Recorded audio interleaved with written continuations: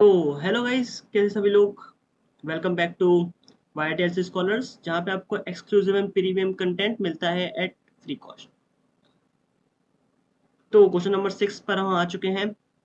और question number 6 काफ़ी बेहतरीन सवाल है। ये सवाल आपका काफ़ी अच्छा है एंड काफ़ी कंसेप्चुअल है। एंड ये सवाल आपका जेई एडवांस 2018 का है। तो काफ़ी अच्छा सवाल है ना, पूछा गया है 2018 में। तो इसको करते हैं। एंड जिसको आता है वो वीडियो को पॉज करके क्वेश्चन पढ़कर एक बार जल्दी से इस क्वेश्चन को सॉल्व कर लें। मैं तो डिस्कस करवा ही रहा हूँ, मेरे सॉल्यूशन के साथ साथ अपना आंसर मैच करें और फिर आगे बढ़ें। तो चलो क्वेश्चन को पढ़ते हैं।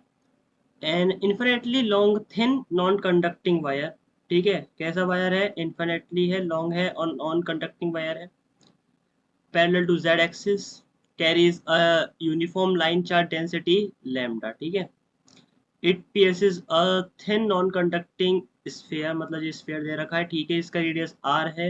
इन such a way that arc PQ subtends an angle 120 degree, मतलब ये एंगल 120 डिग्री दे रखा है at the centre O as shown in the figure। ठीक है, फिगर में क्लियरली दिखाई दे रहा है।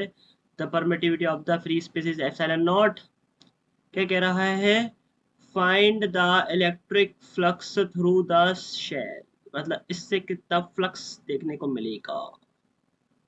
फ्लक्स कितना देखने को मिलेगा, यही हमारा क्या है, क्वेश्चन। चलो फिर इस क्वेश्चन को करते हैं।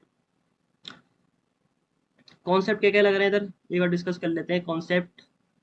आपको आना चाहिए इलेक्ट्रिक फ्लक्स का फॉर्मूला, जो कि आपको आता ही होगा। फ्लक्स इज इक्वल्स टू में Q inside divide by epsilon not. एक और होता है electric field E vector dot A vector. ठीक है, दूसरा आपको पता होना चाहिए लीनियर चार्ज डेंसिटी क्या होती है। देखो, लीनियर चार्ज डेंसिटी का मतलब होता है, लीनियर चार्ज डेंसिटी का मतलब होता है कि मतलब एक लाइन या फिर रॉड पर चार्ज कितना डिस्ट्रीब्यूटेड है ना। एक लेंथ, एक लीनियर लेंथ के ऊपर चार्ज कितना डिस्ट्रीब्यूटेड, उसी को हम बोलते हैं लीनियर चार्ज डेंसिटी, है ना। जैसे आपका थिन वायर हो गया, है ना, लीनियर वायर हो गया, फिर एक तरीके से लीनियर है ना, स्ट्रेट वायर हो गया। तो उसके ऊपर कितना चार्ज आपका फैला हुआ है, उसी को हम लीनियर चार्ज डेंसिटी बोलते हैं। इसको हम डिनोट करते हैं लैम्डा से। और इस लैम्डा हमारा क्या होता है, चार्ज बाय लेंथ, क्योंकि हम लेंथ के अलोंग चार्ज को डिस्ट्रीब्यूट कर रहे हैं, तो इसलिए ये फॉर्मूला आ जाता है। ठीक है, अब आ जाओ, देखते हैं कैसे सॉल्व करेंगे। तो सीधी सी बात है, फ्लक्स का फॉर्मूला होता है Q inside by epsilon not. मतलब अगर हमें शेल से फ्लक्स निकालना है तो मुझे बस इधर से लेकर इधर तक के पार्ट का चार्ज निकाल लेना है। ठीक है, तो सबसे पहले मैं क्या करता हूँ, एक चीज देखो कि लैम्डा, अगर मैंने लैम्डा इज इक्वल्स टू में क्यू बाय एल मान लेते हैं। इन्फिनिटी लॉन्ग जो वायर है, इसकी लेंथ एल है। इसकी लेंथ कितनी है? एल है। तो उस पर चार्ज भी कितना होगा? क्यू होगा, है ना। लेंथ एल है इन्फिनेटली वायर की, हमने मान लिया कि इसकी लेंथ एल है, तो उस पर टोटल चार्ज कितना होगा? क्यू होगा। ठीक है, अगर मैं इतनी लेंथ निकाल लूँ तो मुझे उसका चार्ज भी पता चल जाएगी, है ना। मतलब कहीं ना कहीं अगर मैं इस लाइन को P से Q वाले डिस्टेंस को मैं पी क्यू को लेट या फिर P Q is equals to x मान लूँ, तो लैम्डा इज इक्वल्स टू में Q डिवाइड बाय एक्स। तो Q की वैल्यू कितनी आ जाएगी? X lambda. ठीक है, ये आ जाएगी। तो बस मुझे एक्स निकालना है, बाकी का काम हमारा हो ही जाएगा। तो मैं इस डायग्राम को बना लेता हूँ। तो मेरा डायग्राम बन भी गया है, देख रहे हो कितना फास्ट हो गया हूँ। तो ये बन गया है। ठीक है, अब हमें पी क्यू की लेंथ निकालनी है। तो एक चीज देखो, ये 120 डिग्री का एंगल है।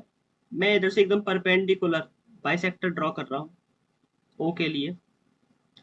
तो ये 120 था, तो ये कितना हो जाएगा? 60 डिग्री। और ये 90 डिग्री। तो देखो, हमारा ट्राइंगल बन चुका है एक। ये इसके सामने वाला क्या है, परपेंडिकुलर है, ठीक है, इसको परपेंडिकुलर है, ठीक है, इसको हम परपेंडिकुलर मान लेते हैं। तो मैं तो लिखूंगा sine 60 degree is equals to मैं परपेंडिकुलर, और देखो हाइपोटेनस कितनी है, आर है, आर। साइन 60 की वैल्यू होती है √3/2, √3/2 पी डिवाइड बाय आर।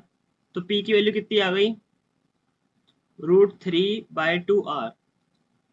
इसकी वैल्यू कितनी आ गई, √3/2 आर। सिमिलरली इतने पोर्शन की वैल्यू कितनी आ जाएगी, √3/2 आर। मतलब x की वैल्यू कितनी आ जाएगी, √3/2 आर प्लस √3/2 आर, मतलब √3 आर आ जाएगी क्या वैल्यू x की। अब बस हमें इधर x की वैल्यू पुट करनी थी। q इज इक्वल टू में x लैम्डा था, तो q इज इक्वल टू में √3 r लैम्डा।